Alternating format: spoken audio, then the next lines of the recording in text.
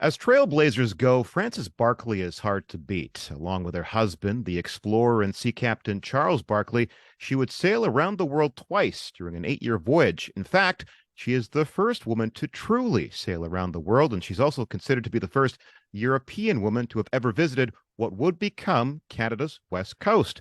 Now, her incredible life story is being told in her voice in a new book. Here to talk about Frances Barkley, 18th century seafarer, is historian and author Cathy Converse. Welcome. Good morning. Good morning. I noticed that you seem to gravitate towards strong female figures in the people you choose to write about. Frances Barkley being but one in a long line of women who have lived on their own terms and made history in the process. Is that what drew you to her?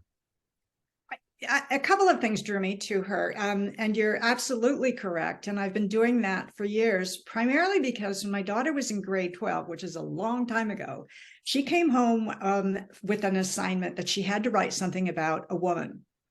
And she said, but there's no information, Mom. You got to do something about this.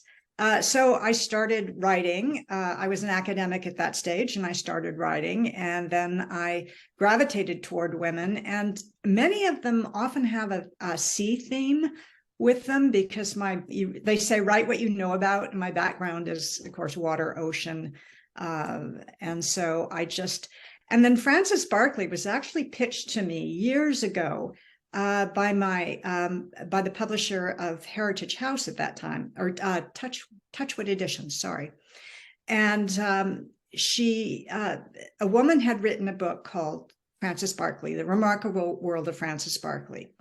And she passed away, and they wanted to redo it. So I became fascinated with Frances Barkley. I did redo it. It was in biography form, and I always wanted to really tell her story and get the story out there. That the biographical information is out there, and I really wanted to tell her story. So when my publisher came back to me and said, do you want to redo that book? I said, I would love to.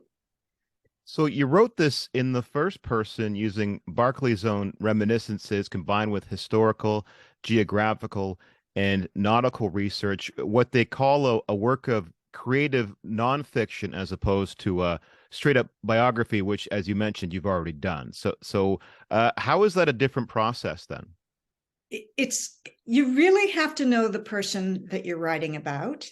It requires a tremendous amount of research, because when you're working on creative nonfiction, if you're saying butterflies, let's say you're living in Victoria and it's December, and you say butterflies are flitting about the garden, they had actually better be flittering about people's gardens in December. So the creative part comes in filling the holes, the gaps in the story. Now, Frances's journal was it was a book of reminiscences. She said she never wrote a journal. It was absolutely fascinating and really helped me. And her words are mixed in with my words.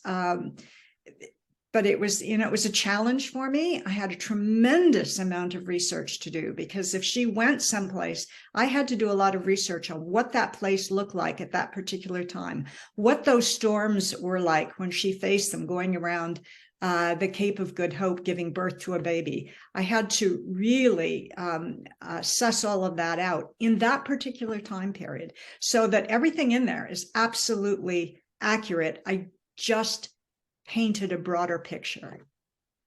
Knowing what you knew about Frances heading into this project, was there anything left that you didn't know in the research that surprised you? There was background information that I didn't put in there about the death of her husband. The original document was wrong. And her life after she left the sea, I was able to contact her relatives, which are research. They're amazing researchers. They're so proud of their heritage. And they were able to fill me in with letters that her daughter wrote about her mother and their father. And it gave me a better understanding of their personalities.